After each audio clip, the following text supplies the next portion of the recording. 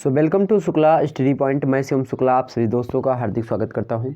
दोस्तों, आज की वीडियो में हम बात करेंगे बीए थर्ड ईयर अर्थात बीए तृतीय वर्ष के बारे में, और ध्यान रखेंगे हिंदी साहित्य पेपर 1 के बारे में चर्चा करेंगे। हिंदी साहित्य के पेपर 1 का नाम है आपके जनपदीय भाषा साहित्य अवधि काव्य के बारे में। तो अवधि काव्य अगर आपके पेपर में कहीं पर भी संकलित है तो आप बड़े ही आसानी से इन प्रश्नों को जो है देख सकते हैं। इन प्रश्नों को आप याद कर लीजिएगा, बहुत ही ज़्यादा महत्वपूर्ण प्रश्न है। याद मतलब कि पढ़ लीजिएगा एक बार इसको।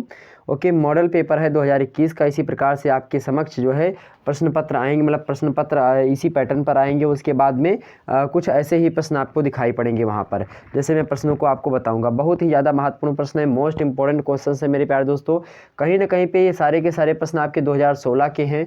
2016 का जो ये प्रश्न पत्र है उसमें पूछे गए सारे के सारे प्रश्न हैं मेरे प्यारे दोस्तों। और इन प्रश्नों को आपकी सीरीज वगैरह में दिए होंगे, इन सभी को देख लीजिएगा। अगर नहीं दिए हैं तो भी उसको जो है उस पर विचार करेंगे और उसको बताने का हम प्रयास करेंगे। ओके, ध्यान रखेंगे आने वाले समय में। चलिए मेरे प्यारे दोस्तों, हम बात कर लेते हैं जनपदीय भाषा साहित्य हिंदी साहित्य 2016 का प्रश्न पत्र है यह। और हम बात किसके बारे में आज करेंगे, तो मोस्ट इंपॉर्टेंट प्रश्न के बारे में। आइए देखते हैं। प्रथम प्रश्न पत्र आपका यहाँ पर देख सकते हैं आप, जनपदीय भाषा साहित्य, और उसके बाद में अवधि काव्य। अवधि काव्य के नाम से जाना जाने वाला यह प्रश्न पत्र बहुत ही महत्वपूर्ण है। जब इसमें आप बहुत सारी कविताओं को पढ़ते हैं, जैसे इसमें आपके शेख निसार जी हैं, बलभद्र प्रसाद दीक्षित पड़ीस जी आपके पाठ्यक्रम में हैं, बंशीधर शुक्ला जी हैं, त्रिलोचन शास्त्री जी हैं, आचार्य विश्वनाथ पाठक जी हैं, आद्या प्रसाद मिश्रा उन्मत्त जी हैं। इन सभी की कविताएं आपके पाठ्यक्रम में संकलित हैं। साथ ही साथ मेरे प्यारे दोस्तों, आपके पाठ्यक्रम में कुछ द्वितीय पाठ के रूप में शामिल है, जिसमें आपके मृगेश जी हैं, चंद्रभूषण द्विवेदी रमई काका हैं, मतलब इन्हीं का नाम है, चंद्रभूषण द्विवेदी का उपनाम रमई काका है, और डॉक्टर द्वारिका प्रसाद मिश्रा जी हैं, और गुरु प्रसाद सिंह का नाम जो है मृगेश है। तो इनसे रिलेटेड प्रश्न आपके लघु उत्तरीय में पूछे जाते हैं, इनसे व्याख्या नहीं पूछी जाती इनकी रचनाओं से। तो ध्यान रखेंगे, आपको जो है रचनाओं की व्याख्या जो पढ़नी सीधे सीधे आपको शेख निसार की, बलभद्र प्रसाद दीक्षित पड़ीस की, और उसके अन्य बंशीधर शुक्ला जी की 5 कविताएं हैं, त्रिलोचन शास्त्री अमोला से है, आचार्य विश्वनाथ पाठक के सरमंगला के 2 सर्ग हैं, जिसमें आप सूरज की स्थापना और एक और है आपका। ओके, तो उसको आप देख सकते हैं। तो सूरज की स्थापना हो गया, और एक मेरे प्यारे दोस्तों और भी एक स्वतंत्रता का मंच। तो सूरज की स्थापना और स्वतंत्रता का मंच आपके पाठ्यक्रम में संकलित है। यहाँ से एक आध प्रश्न लगातार पूछे जाते हैं। इसकी व्याख्या आपके चैनल पर अभी उपलब्ध नहीं, जल्दी उसकी भी उपलब्ध करवा देंगे। बाकी सारे अधिकतर जो है कविताओं की व्याख्या आपके चैनल यानी शुक्ला स्टडी पॉइंट पर अपलोड है, उसको देख लीजिएगा आप, और बड़ी आसानी से तैयारी अपनी सुचारू रूप से कर लीजिएगा। चलिए मेरे प्यारे दोस्तों, शुरू करते हैं हम खंड आ के बारे में। आपका प्रश्न पत्र जैसा कि आपको पता होगा 3 खंडों में बटा हुआ होता है, जैसे सेकंड ईयर में आपने देखा होगा। इसी प्रकार से इसमें भी देख लीजिए 3 खंडों में बटा हुआ होता है, खंड आ, खंड बा और खंड सा। खंड आ से जो है मेरे प्यारे दोस्तों अति लघु उत्तरीय प्रश्न पूछे जाते हैं, और इससे बा से मेरे प्यारे दोस्तों लघु उत्तरीय प्रश्न पूछे जाते हैं, और इससे आपके दीर्घ उत्तरीय प्रश्न पूछे जाते हैं। तो कहीं ना कहीं पे जो अति लघु उत्तरीय होती है इनकी संख्या कितनी होती है, 10 होती है, और एक प्रश्न 2 नंबर का होता है। इस प्रकार से आपको 20 नंबर यहाँ से मिल सकते हैं। ओके, तो 20 नंबर यहाँ से आपके तय हैं। इसी प्रकार से बा से मेरे प्यारे दोस्त 10 प्रश्न होते हैं, लेकिन करने कितने होते हैं, केवल और केवल 5 ही प्रश्नों को करने होते हैं, और एक प्रश्न करेंगे कितने नंबर मिलेंगे आपको, 10 नंबर मिलेंगे। इस प्रकार से इस पर 50 नंबर आपको मिलने की संभावना हो जाती है। दीर्घ उत्तरीय प्रश्नों को जब हम बात करते हैं, दीर्घ उत्तरीय प्रश्नों में मेरे प्यारे दोस्तों बाद एक प्रश्न आपके 5 होते हैं, करने कितने होते हैं, 2 करने होते हैं। एक प्रश्न का नंबर कितना मिलना, 15, 15 दूना 30। इस प्रकार से दीर्घ उत्तरीय से आपको 30 नंबर मिलते हैं। दीर्घ उत्तरीय प्रश्नों को आपको 500 शब्दों में डील करना होता है, लघु उत्तरीय को 200 शब्दों में डील करना होता है, और अति लघु उत्तरीय को 50 शब्दों में डील करना होता है। इस प्रकार से पेपर का कुछ ऐसा पैटर्न आपके सामने देखने को मिलता है। आगे मेरे प्यारे दोस्तों हम बात करते हैं खंड आ के बारे में, और जानते हैं इससे रिलेटेड या किस प्रकार के प्रश्न पूछे जाते हैं। आपको मेरे प्यारे दोस्तों जब भी पेपर में देखना है तो नोट जरूर पढ़ लेना है, सभी प्रश्न पत्रों के उत्तर देना। यहाँ पर प्रत्येक प्रश्न का जो उत्तर होना है आपको कितने शब्दों में, लगभग 50 शब्दों में आपको देना होगा। ऐसे इंस्ट्रक्शन वहाँ पर दिए होंगे, आपको बड़े आसानी से उसको देख करके आप पढ़ सकते हैं। देखिए आगे पहला प्रश्न दिया हुआ कि शेख निसार की रचनाओं का परिचय दीजिए। शेख निसार जी की रचनाओं के बारे में यहाँ पर आपसे पूछ रहा है। तो शेख निसार जी की बहुत सारी रचनाएं हैं, और इस वीडियो में मैं उसको बताने का प्रयास बिल्कुल भी नहीं करने वाला हूँ। बहुत सारी रचनाएं इनकी आपके पाठ्यक्रम में भी, मतलब पाठ्यक्रम में तो ऐसे यूसुफ जुलेखा इनकी आपके पाठ्यक्रम में संकलित है, लेकिन और भी रचनाएं इनकी हैं, बहुत सारी रचनाएं हैं। इनका जन्म जो होता है मेरे प्यारे दोस्तों, इनके जन्म के संबंध में बहुत सारे मतभेद हैं, लेकिन 1733 ईस्वी में फैजाबाद जिले के शेखपुर नामक गाँव में माना जाता है। आप ऐसे इनसे रिलेटेड जो सारी चीज़ें हैं मैंने बता ही दी है अधिकतर वीडियोज़ में, तो बिल्कुल बताने की आवश्यकता मैं नहीं समझता हूँ। आप जो हमारे चैनल पर इन सभी प्रश्नों के उत्तर अधिकतर वीडियोज़ में देख सकते हैं। तो वहाँ पर जो है आप सारे के सारे मुद्दों को आसानी से समझ एवं जान सकते हैं। तो इसमें हमें नहीं लगता कि इसमें इस वीडियो में मैं केवल इस वीडियो का मकसद है कि आपको प्रश्नों से अवगत करवा दूं जो 2016, 17, 18 और 19 और 20 में पूछे गए प्रश्न हैं। उन प्रश्नों को आपको दिखाने का प्रयास कर रहा हूं मेरे प्यारे दोस्तों। बाकी मैं रचनाओं को या फिर यहाँ पर जो है सारी प्रश्नों को डील करने नहीं बैठा हूँ। हालांकि इन सभी प्रश्नों को संबंधित वीडियो में समस्त जो है इन सभी प्रश्नों का उत्तर देने का भी प्रयास करूँगा नेक्स्ट वीडियो में या फिर आने वाले समय में, तो उसको देख लीजिएगा। नेक्स्ट प्रश्न आपसे पूछा गया डोंगिया। डोंगिया शीर्षक कविता में निहित जीवन उद्देश्य को स्पष्ट कीजिए। जो जीवन उद्देश्य है उसमें डोंगिया कविता में नाव के बारे में है, इसकी अभी व्याख्या हमने नहीं करी है, जल्दी इसकी व्याख्या आपके चैनल पर उपलब्ध होगी, उसमें हम विस्तार से बता देंगे कि उसके जीवन उद्देश्य क्या है। आगे देखते हैं। अगला प्रश्न पूछा गया कि अवधि किन किन क्षेत्रों में बोली जाती है। तो अवधि किन किन क्षेत्रों में बोली जाती है मेरे प्यारे दोस्तों, इसको समझने के लिए मैं आपको बताऊं। अवधि क्षेत्र जैसे कि मान लेते हैं आपका गोंडा हो गया, उसके बाद में बलरामपुर के हो गया, बलरामपुर हो गया, उसके बाद में फैजाबाद हो गया, मतलब कि आज का अयोध्या हो गया। इसी प्रकार से बहराइच हो गया मेरे प्यारे दोस्तों, इसी प्रकार से सुल्तानपुर हो गया, और उसके बाद में जो है प्रतापगढ़ हो गया, इसी प्रकार से बस्ती हो गया आपका। इन सभी क्षेत्रों में आपके कौन सी भाषाएं बोली जाती हैं, ये सारी की सारी भाषाएं बोली का मतलब इसका ही क्षेत्र है। ठीक, हम किसी दिन जो है ब्रजभाषा, अवधि, इन सभी बोलियों के बारे में जो सेकंड पेपर आप पढ़ते हैं, सेकंड पेपर है हिंदी भाषा, सेकंड पेपर क्या है आपका, हिंदी भाषा एवं साहित्य का इतिहास। तो हिंदी भाषा एवं साहित्य के इतिहास जब हम पढ़ेंगे तो उसमें विस्तार से भाषा के बारे में, भाषा का कैटेगराइजेशन अर्थात जो हिंदी बनी है वह किन भाषाओं के मतलब किन बोलियों को मिलकर के बनी है, कौन सी बोली कहाँ पर बोली जाती है, कितने लोग बोलते हैं, इन सभी को बताऊंगा। ओके, ध्यान रखेंगे। तो आगे बढ़ते हैं और भी प्रश्नों को हम समझने का प्रयास करते हैं। देखिए अगला प्रश्न और आपसे पूछा गया था कि सर्वमंगला महाकाव्य का मुख्य संदेश क्या है। तो सर्वमंगला जो महाकाव्य है इसका जो मुख्य संदेश है जनता के लिए क्या दिया गया है, इसके बारे में बताना। सर्वमंगला की जब मैं व्याख्या करूंगा तो आपको बता दूंगा। जो 2 सर्ग आपके पाठ्यक्रम में, एक स्वतंत्रता का मंच है और एक मेरे प्यारे दोस्तों क्या है, सूरज की स्थापना है। ओके, तो इन दोनों को हम समझने का प्रयास करेंगे। चले आगे देखते हैं। अगला है वंशीधर शुक्ला जी की कौन कौन सी कविताएं आपके पाठ्यक्रम में संकलित हैं। अब इसको भैया मुझे नहीं लगता कि आपको बताने की आवश्यकता है, आप लोग सभी लोग जानते होंगे कौन कौन सी।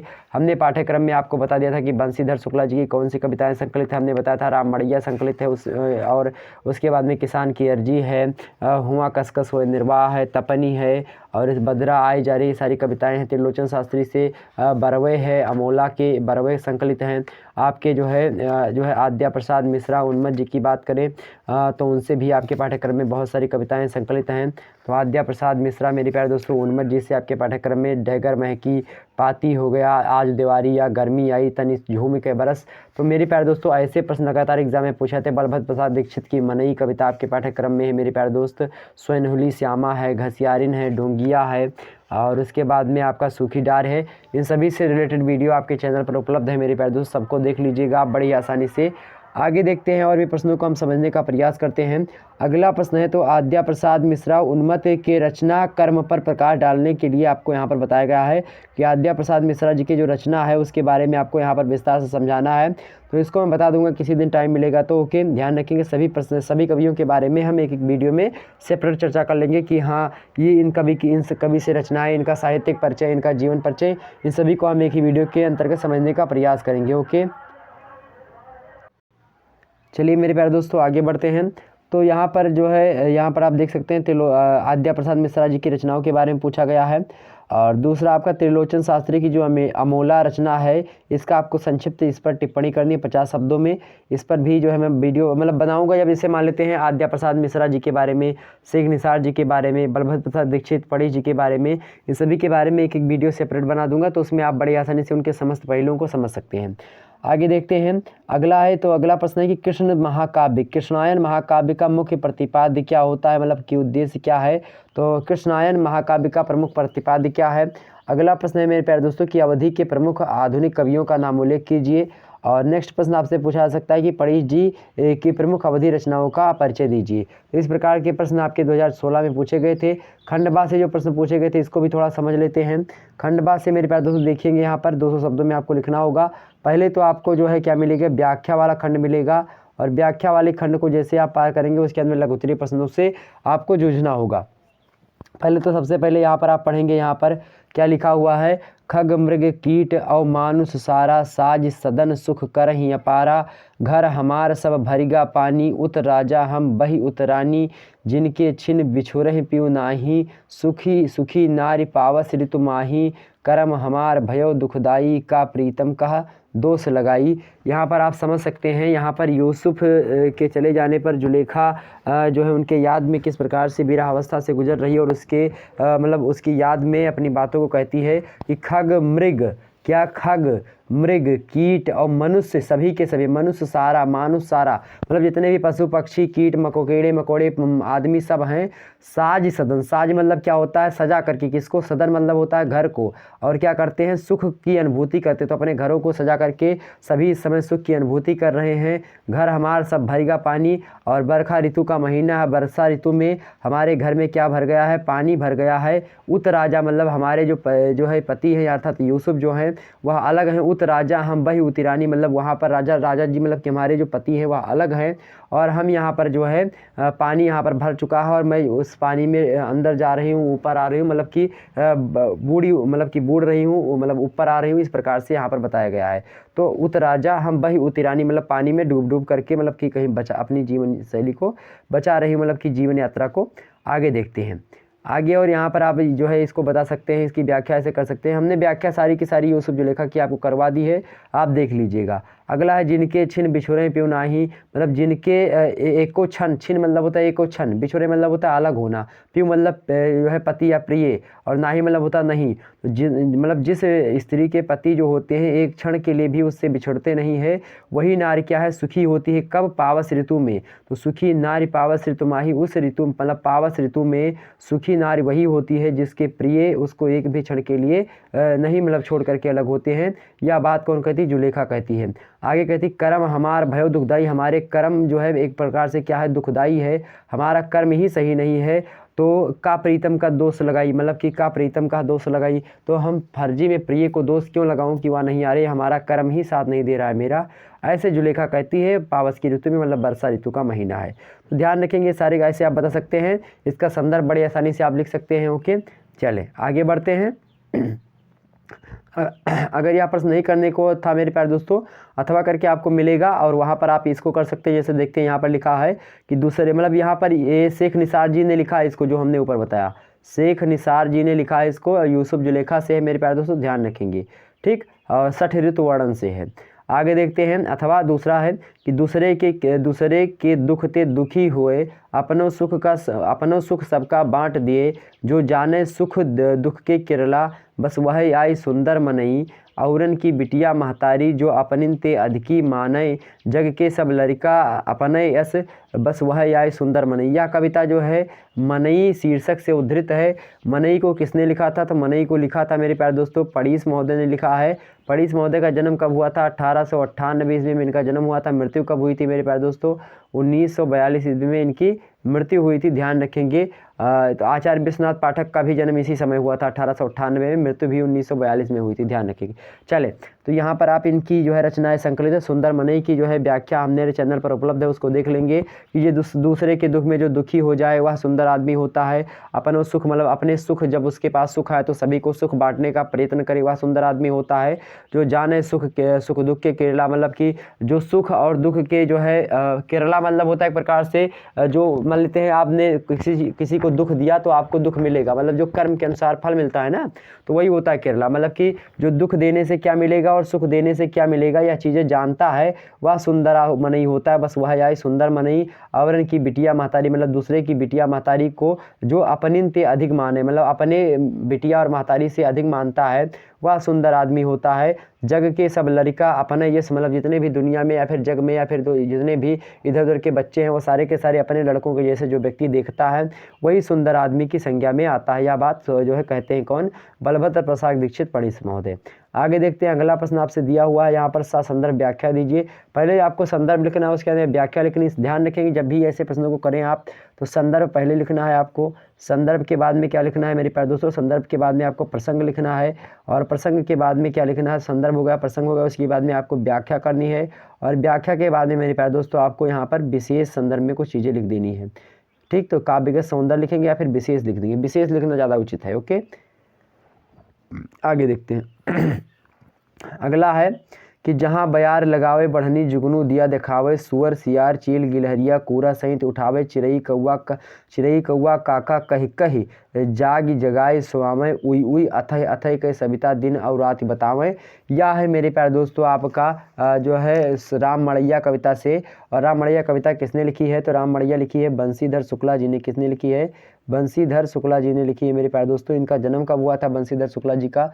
1904 ईस्वी में इनका जन्म हुआ था मेरे प्यारे दोस्तों। मृत्यु हुई थी इनकी 1980 ईस्वी में, ध्यान रखेंगे। तो यह जो है बंसीधर शुक्ला जी ने लिखा सुंदर मनई कविता। सुंदर मनई की व्याख्या आपके चैनल पर उपलब्ध है। सॉरी, सुंदर मनई बोल रहे हैं, राम मड़ैया की कविता आपके पाठ्यक्रम में संकलित है और बंसीधर शुक्ला जी ने लिखा है और इसकी व्याख्या आपके चैनल पर उपलब्ध है, देख सकते हैं वहाँ पर। यह इन बातों की हमने पुष्टि करी। वैसे मैं बताना चाहूँगा एक बार यहाँ पर कि जहाँ बयार लगावे बढ़नी, मतलब जहाँ पर हवा जो होती है, जो कूड़ा करकट होता है उसको उठाती, मतलब कि बढ़नी लगाती। बढ़नी समझते हैं, जो है एक प्रकार से जो बहारने का काम किया था, जिससे उसी को हम बढ़नी कहते हैं।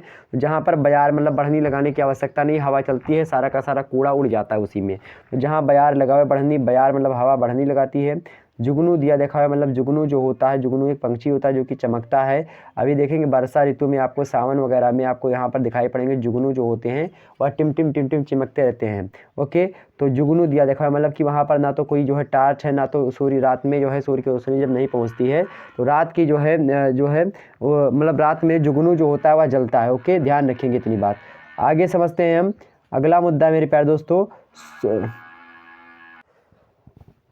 हाँ, तो हम क्या बता रहे थे? हम यहाँ बता रहे थे आपको कि जहाँ बयार लगावे बढ़नी जुगनू दिया देखावे, जहाँ पर हवा जो होती है वह झाड़ू लगाती है और जो जुगनू नामक पंछी, मतलब जुगनू नामक कीड़ा होता है वह जो जलता है और वह जो है जो उसके जलने से वहाँ पर दिया का काम करता है जुगनू। और सुअर सियार, सुअर होता है एक जानवर होता है, सुअर सियार ये सब जानवर हैं। चील जो होती है पंछी होती है, चील जिसको आप कहते हैं। गिलहरिया जो है एक प्रकार से, गिलहरी को गिलहरिया यहाँ पर लिखा गया अवधी भाषा में। कूड़ा मतलब होता है एक प्रकार से जितने भी कूड़ा करकट होते हैं उनको क्या करता है? सैंती उठावे, मतलब कि कूड़ा करकट को उठाती है, साथ ही साथ जो है एक देखते होंगे सैंतना होता है। सैंतना का मतलब क्या होता है कि सैंत मतलब क्या होता है? सैंत मतलब होता है जैसे कि अगर मान लेते हैं जो है वहाँ पर आप देखते होंगे गांव वगैरह में सैंता जाता है जो है, तो वही होता है सैंत का मतलब, वही होता है यहाँ पर। तो वैसे आप मतलब कि जैसे कि जो है जब कूड़ा कहीं से उठाया था तो वहाँ पर कुछ मात्रा में जो है मिट्टी वगैरह रह जाती है, तो उसको पानी में घोल करके कपड़े को और वहाँ पर पोंछा जाता है, उसी को क्या कहते हैं? सैंतना या फिर पोछा लगाना जिसको कहते हैं, तो वही होता है। तो ये सब कौन करता है? यह सब सुअर सियार मतलब चील गिलहरी और ये सब क्या करते हैं? कूड़ा को उठाकर फेंकते हैं और वहाँ पर क्या करते हैं? सैंत देते हैं, मतलब कि उसको क्या करते हैं? उसमें जो है पोंछा वगैरह का काम करते हैं, साफ सफाई का कार्य करते हैं। चिड़ई कौआ काका कह कह जाग जगाए सोए, मतलब चिड़ई मतलब चिड़िया और उसके अंदर कौआ, ये सब अपनी अपनी आवाज़ें निकाल करके क्या करते हैं? लोगों को सुलाते हैं, जगाते हैं इस प्रकार से। साथ ही साथ उई उई अथय अथय के सविता दिन और रात बतावें। उई उई मतलब होता है उदय उदय होकर, मतलब उदय होकर के, और अथय अथय मतलब होता है अस्त अस्त होकर के। तो उदय उदय होकर के जो सूर्य भगवान है वह उदय होते हैं तो जो है दिन का पता चलता है, और जब अथय मतलब कि जब अस्त होते हैं तो वह हमको रात की पता होती है। तो उई उई अथय अथय के सविता मतलब होता है भगवान सूर्य। सविता मतलब क्या होता है? सूर्य। तो उई उई अथय अथय का सविता क्या करते हैं? दिन और रात ही बतावें, तो दिन और रात बताते हैं, यह आप बता सकते हैं। आगे समझते हैं मेरे प्यारे दोस्तों। अगर यह प्रश्न नहीं पता था आपको तो अगला प्रश्न आप बता सकते हैं। अथवा करके दिया है, सूरज की स्थापना से मेरे प्यारे दोस्तों आचार्य विश्वनाथ जो है पाठक जी ने इसको लिखा है। तो कहीं ना कहीं पे यह जो है किससे है मेरे प्यारे दोस्तों? तो यहाँ पर मैं बता रहा था आपको, ये जो है आचार्य विश्वनाथ पाठक जी का है और सूरज की स्थापना से लिया गया है और आपकी परीक्षा में पूछ लिया गया था। क्या दिया है मेरे प्यारे दोस्तों कि कीट पतंग भृंग पशु पंक्षी बेल बिटप तनुधारी एक विराट प्रेम कै बेटा सब समान अधिकारी सबका क्षुधा पिपासा व्यापय बा सबके मुँह चीरा और सबका ठौर भुई पे चाही का कुंजर का कीरा और जब तक सीमा रहे भुई कै तब तक रहे लड़ाई और स्वार्थ से उपजा लघु सीमा आपन मतलब आपन और पर आई। तो यह भी है मेरे प्यारे दोस्तों सूरज की स्थापना से। मैं एक दिन सूरज की स्थापना पर जल्द ही वीडियो बनाने वाला हूँ, तो वहाँ पर मैं इस जो है पंक्ति उसमें पूरी की पूरी सूरज की स्थापना कविता की, और उसके बाद में बारहवें अरमोला जितना भी आपके पाठ्यक्रम में बड़े बड़े हैं उनको भी करवा दूंगा। ठीक, तो उसमें आप इसको देख लीजिएगा। आगे देखते हैं मेरे प्यारे दोस्तों, आगे है आपका अगला प्रश्न आपसे पूछा गया लघु उत्तरीय में। अब यहाँ पर लघु उत्तरीय प्रश्न पूछा गया कि स्वार्थ मतलब कि सॉरी शेख निसार के वियोग का वर्णन की जो विशेषताएं हैं उन पर प्रकाश डालना। तो वियोग वर्णन जो इन्होंने किया है शेख निसार जी ने, इसमें आप जो है नीर घटा उमड़ी घटा चखा नाम चख नीर नैना खेत सींचे सदा घट घट रहा सरी जो जुलेखा कहती है। तो ऐसे आप इसको बड़ी आसानी से बता सकते हैं। सभी प्रश्नों के उत्तर मैं आपको देने का ये प्रयास करूंगा जल्दी। आगे देखते हैं, अथवा करके दिया हुआ एक श्रेष्ठ बरवेकार के रूप में त्रिलोचन का महत्व मतलब स्पष्ट कीजिए। अगला प्रश्न दिया है कि पणीश जी की घसियारिन शीर्षक कविता का भावगत सौंदर्य जो है उद्घाटित कीजिए। तो घसियारिन कविता में हमने इसकी व्याख्या बताई थी, तो उसमें हमने सौंदर्य के रूप को विस्तार से बताया था। तो वहाँ पर उस कविता की जो चीज़ें बताई गई हैं उसमें यहाँ पर आप बड़ी आसानी से लिख सकते हैं अगर आपने घसियारिन कविता को अच्छे से पढ़ा होगा। अथवा यहाँ पर पढ़ सकते हैं मेरे प्यारे दोस्तों। अथवा अगर यहाँ पर नहीं करना तो आप रमई काका के साहित्यिक अवदान को स्पष्ट कीजिए, यानी साहित्यिक परिचय, यानी साहित्य में उन्होंने क्या योगदान दिया इसके बारे में बताना है। अगला प्रश्न दिया था कि बंशीधर शुक्ला की राष्ट्रीय चेतना पर आपको प्रकाश डालना है। अगर यह प्रश्न आप नहीं कर पाते मेरे प्यारे दोस्तों तो अथवा करके अगला प्रश्न दिया हुआ है आपसे, अथवा करके दिया हुआ है कि सिद्ध कीजिए कि मृगेश जी जो हैं मृगेश जी ग्रामीण परिवेश के क्या हैं सशक्त कवि हैं, इसके बारे में आपको बता देना है। अब यहाँ से लघु उत्तरीय प्रश्न समाप्त होते हैं आपके, और दीर्घ उत्तरीय प्रश्नों की ओर हम बढ़ते हैं। दीर्घ उत्तरीय प्रश्नों में केवल दो और प्रश्नों के उत्तर मतलब केवल दो प्रश्नों के उत्तर देने होते हैं। प्रत्येक प्रश्न का उत्तर कितने शब्दों में, 500 शब्दों में आपको देना होता है। यहाँ पर देखते हैं छायावाद, पहला प्रश्न पूछा गया कि छायावादी काव्य प्रवृत्तियों का दूसरा प्रभाव पणीश जी की रचनाओं में दृष्टिगत होता है, उदाहरण के सहित व्याख्या कीजिए। तो छायावादी कविताएं जो थी उनकी प्रवृत्तियां जो हैं बलभद्र प्रसाद दीक्षित पणीश जी की कविताओं में कुछ कुछ दिखाई पड़ती हैं। अगर दिखाई पड़ती तो कहाँ पर दिखाई पड़ती हैं, इसको आपको उदाहरण के सहित मतलब व्याख्या करनी है। अगर यह प्रश्न नहीं पता मेरे प्यारे दोस्तों बिल्कुल आपको चिंता करने की आवश्यकता नहीं। नेक्स्ट आप देख सकते हैं बड़ी आसानी से। आगे देखते हैं, आद्या प्रसाद मिश्रा उन्मत्त जी की काव्यगत विशेषताओं पर प्रकाश डालिए। और नेक्स्ट प्रश्न दिया है कि एक सच्चे जनकवि के रूप में बंशीधर शुक्ला जी का मूल्यांकन कीजिए। अगला प्रश्न दिया कि आधुनिक कवि मतलब आधुनिक अवधि काव्यधारा में आचार्य विश्वनाथ पाठक के जो अवदान हैं उनकी आपको समीक्षा करनी है। और नेक्स्ट प्रश्न दिया है एवं लास्ट प्रश्न आज की वीडियो का वह दिया है 11 नंबर की, सिद्ध कीजिए कि त्रिलोचन शास्त्री जो हैं अवधि के विशिष्ट एवं क्या हैं प्रयोगशील कवि हैं। तो विशिष्ट और प्रयोगशील कवि हैं किसके, अवधि के कौन, त्रिलोचन शास्त्री। इसको आपको क्या करना है, सिद्ध करना है मेरे प्यारे दोस्तों। यह बात यहाँ पर पूछी जा रही है। अब नेक्स्ट वीडियो में हम बात करेंगे हिंदी साहित्य हिंदी मतलब साहित्य का इतिहास और भाषा का इतिहास, जो कि प्रश्न पत्र 2 में आपके शामिल है। द्वितीय प्रश्न पत्र के बारे में हम नेक्स्ट वीडियो में चर्चा करेंगे मेरे प्यारे दोस्तों। तब तक के लिए आप जो है इस वीडियो को लाइक कर देंगे, इस वीडियो को देख लेंगे। और इस प्रकार से यह है मेरे प्यारे दोस्तों 16 के जो सारे के सारे प्रश्न थे 2016 के, उसको हमने आपको बता दिए। 2017, 18, 19 इन सभी के प्रश्नों को भी आपको बताने का प्रयास कर देंगे। तो इन सभी प्रश्नों को कहीं ना कहीं से आप ढूंढ करके अगर आसानी से लिख देंगे और इन सभी प्रश्नों की प्रैक्टिस आप लगातार बनाए रखेंगे, प्रैक्टिस करते रहेंगे, तो कहीं ना कहीं पे आपको टॉप करने से कोई नहीं रोक सकता। आगे बढ़ते हैं, फिर मिलेंगे हम नेक्स्ट वीडियो में। तब तक के लिए जय हिंद, जय भारत।